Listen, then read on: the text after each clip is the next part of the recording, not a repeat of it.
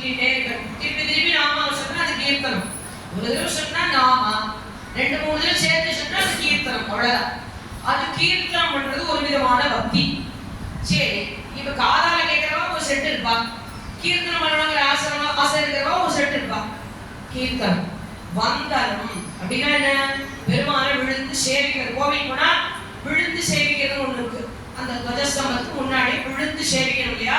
அது வந்தனம். ஸ்ரவணம் கீர்த்தனம் சேவிச்சாலே போடுங்க, அது ஒரு பக்தி. ஸ்ரவணம் கீர்த்தனம் வந்தனம் விஷ்ணு ஸ்மரணம். விஷ்ணுவை எப்பொழுதும் மனுஷனால அப்படியே ஸ்மரணம் பண்ணிட்டே இருக்கு. பகவானுடைய அவருடைய அவதாரங்கள், அவருடைய சரித்திரங்கள் அப்படியே நினைச்சு அப்படியே நினைக்கிறது. விஷ்ணுவை எப்பொழுதும் மனசுல ஸ்மரணம் பண்றது. விஷ்ணு ஸ்மரணம். பாதசேவனம். பாதசேவனம்னா பெருமானுடைய திருவடிகளுக்கு கைங்கரியம் பண்ணு. பரதாழ்வான் பண்ணினார் ராமாயணத்துல.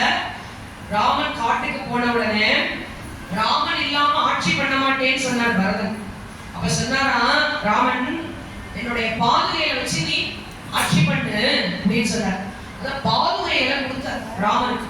ராமன் வந்து பரதனுக்கு கொடுத்தார். அதுல பாதுகையை தான் சிம்மாசனத்துல எழுந்தருள பண்ணி தான் ஆட்சி பண்ணினா அந்த பாதத்துக்கு சேவனம் பண்ணினான். பாத சேவனம்.